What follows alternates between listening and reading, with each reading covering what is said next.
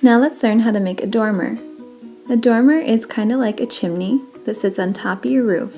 It's a mini addition that usually has a window on the front. To begin your dormer, you're going to start with your corner line. Think of it again, it's like a little box like your chimney on top of your roof. So we're going to draw a perpendicular vertical line, matching up the edge of the ruler with the edge of the paper, that goes right through that top roof line. Next, we're going to connect back to our vanishing points. Starting at the top, let's go back to our vanishing point on the right. So we're going to connect that top line to your vanishing point on the right. Bring it over. Let's do the same at the bottom of that line to the same vanishing point. Let's now connect these two lines. So make sure you're lined up with the edge of the paper and connect top to bottom. For the other side, we're going to start by taking the angle of our roof, laying your ruler straight down and sliding that up until we can connect the bottom of that corner up.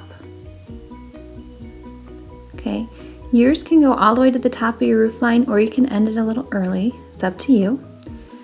But now we're going to take the top of that corner line, kick it back to your vanishing point on the left,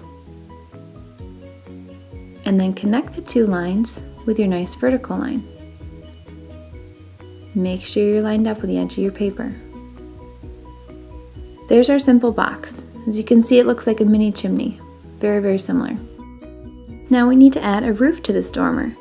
So we're going to start on the front side of that box, putting in an X that goes from corner to corner. And again, this is finding the center of that box so we can have our peak straight on top of our dormer. We'll now take our ruler, match it up with the edge of the paper, and make a dotted line that goes up and above this box. And again, the distance you're looking for is whatever you have here in this upside down triangle should be the same as above the triangle.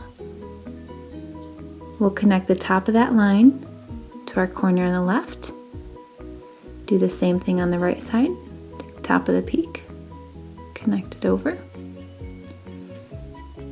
To end off the top of the peak, we're going to kick it back to the vanishing point that makes the most sense, which for here it is our left vanishing point. So connect it back. And then to finish off your roof, you're going to lay your ruler right on top of that angle, slide it over until you can connect top to bottom. Now before we can add in a window and add in some siding, we need to erase the X that we started with and also those roof lines. Let's get rid of those so we have a nice blank surface to start our siding in our window. Let's look back to this original copy.